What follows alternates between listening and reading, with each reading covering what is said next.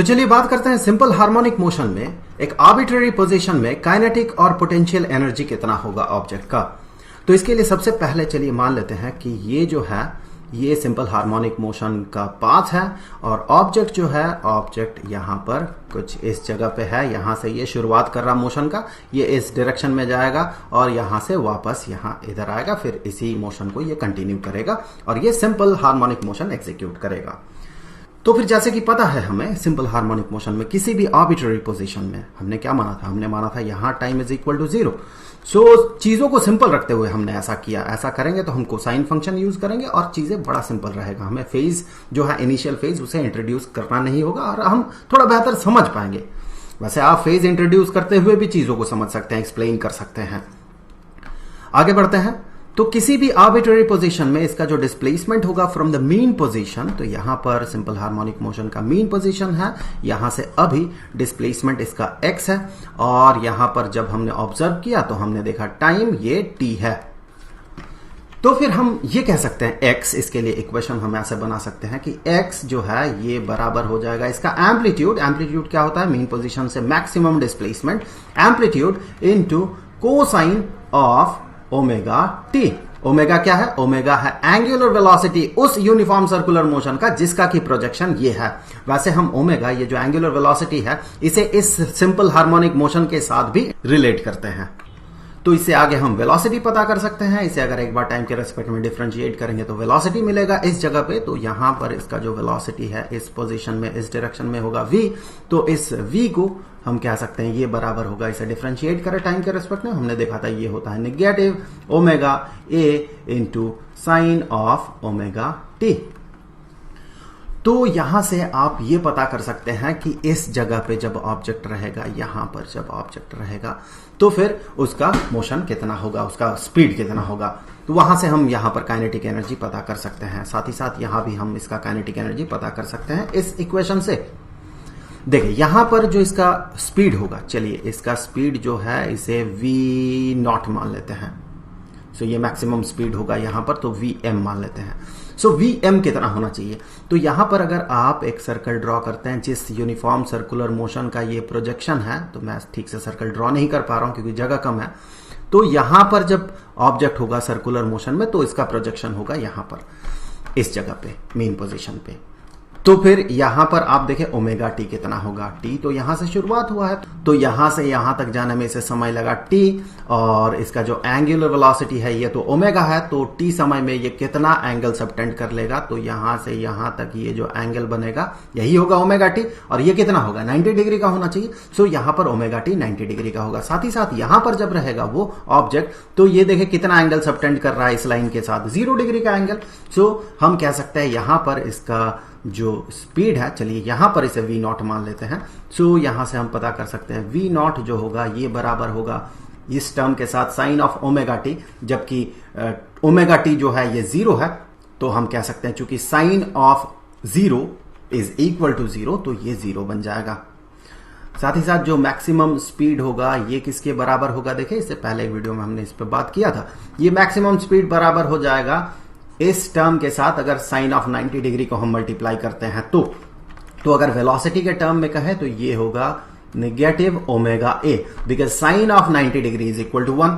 तो ये होगा इस जगह पे इस पोजीशन में वेलोसिटी। वैसे हमें स्पीड के साथ डील करना होगा तब जाके हम काइनेटिक एनर्जी इस जगह पे पता कर सकते हैं। तो यहां पर स्पीड जो होगा तो ये वेलोसिटी का ही मैग्नीट्यूड होगा, हम इस तरह से इसे इंडिकेट कर रहे हैं। सो ये हो जाएगा स्पीड, तो स्पीड हो जाएगा ओमेगा ए।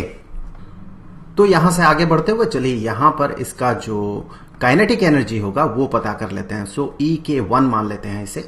सो ये काइनेटिक एनर्जी किसके बराबर होना चाहिए, हमें पता है कि काइनेटिक एनर्जी एक ऑब्जेक्ट का ये बराबर होना चाहिए हाफ इंटू इसका जो मास है, तो चलिए इसका मास m मान लेते हैं, half into mass of the object into उसका जो स्पीड है उसका स्क्वायर। तो स्पीड तो इतना है तो स्पीड का square omega square A square. तो ये हो गया इस जगह पे इसका काइनेटिक एनर्जी।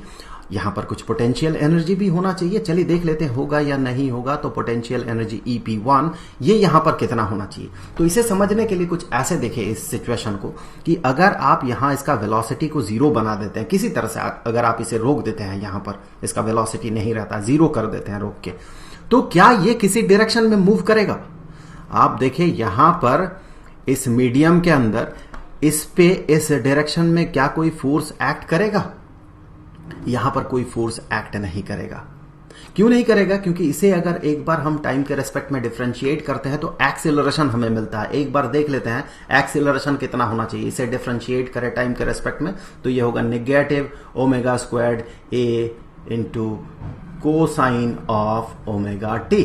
तो इस जगह पे ये ओमेगा टी कितना होगा? देखिए इस जगह पे ये ओमेगा टी तो 90 डिग्री का होगा और cosine of 90 degree is equal to 0, तो acceleration is equal to 0। Acceleration 0 क्यों हुआ?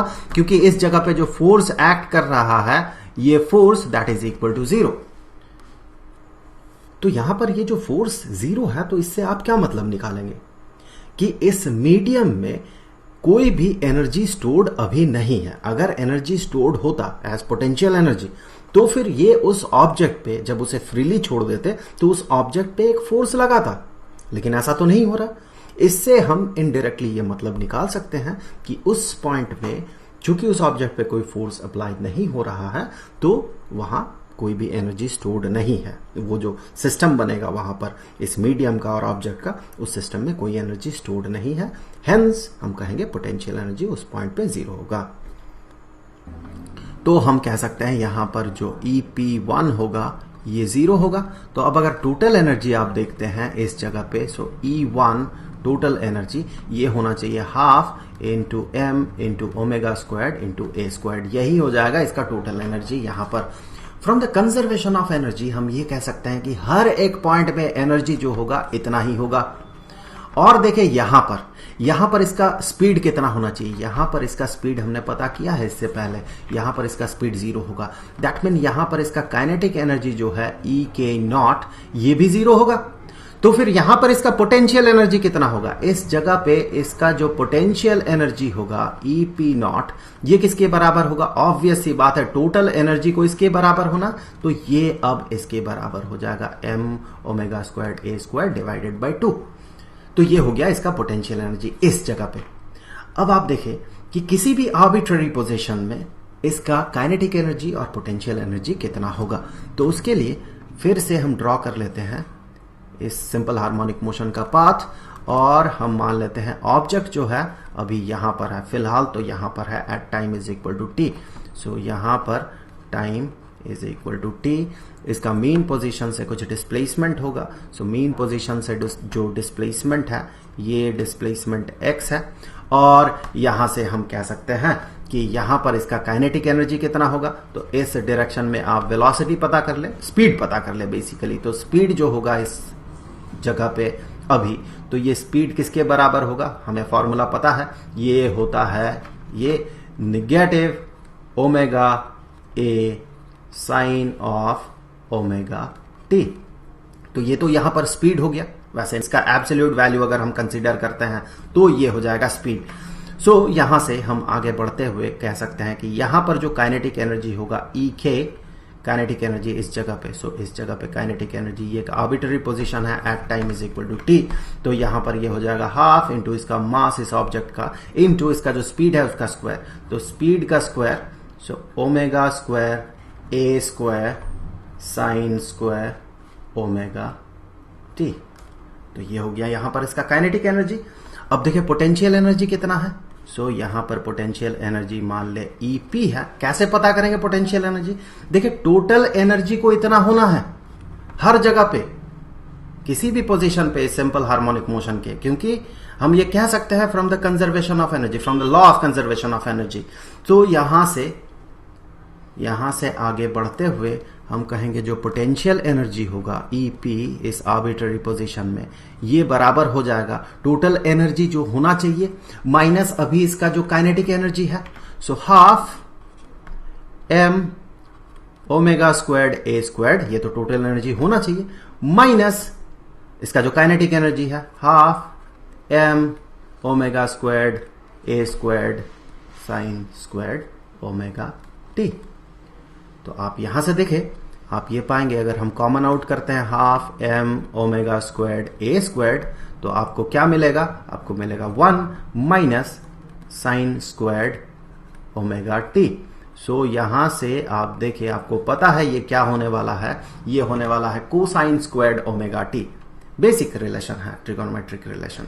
सो यहां से हम कहेंगे ये होगा half into M into omega squared A squared cosine squared omega T. तो ये हो गया किसी भी आर्बिट्ररी पोजीशन में, that mean at time is equal to T, जब हमको साइन फंक्शन यूज कर रहे हैं। ध्यान दे, साइन फंक्शन यूज करेंगे तो अलग ही हो जाएगा रूप इसका। सो ये काइनेटिक एनर्जी, और ये उस आर्बिट्ररी पोजीशन में जब time is equal to t, तो इस आर्बिट्ररी पोजीशन में ये हो जाएगा पोटेंशियल एनर्जी। कभी कभी हमें फॉर्मूला जो है, इक्वेशन जो है, कुछ इस तरह का मिलता है कि displacement x is equal to a into cosine of omega T plus phi. ये फाई क्या है? इनिशियल फेज है। फेज के बारे में हमने बात किया है, ये इनिशियल फेज है। तो इस तरह के सिचुएशन में ओमेगा टी के जगह आप ओमेगा टी प्लस फाई लगा दे, और यहां भी ओमेगा टी के जगह ओमेगा टी प्लस फाई लगा दे। बात बराबर है। आप सोच के देखिए, जो यहां पर ओमेगा टी काम कर रहा, चूंकि हमने इनिशियल पोजीशन यहां पे माना था, वही काम जब हम इनिशियल पोजीशन किसी आर्बिट्ररी पोजीशन में कंसीडर करेंगे जहां की इनिशियल फेज फाई हो, तो फिर वही काम, सेम काम अब ये टर्म करेगा।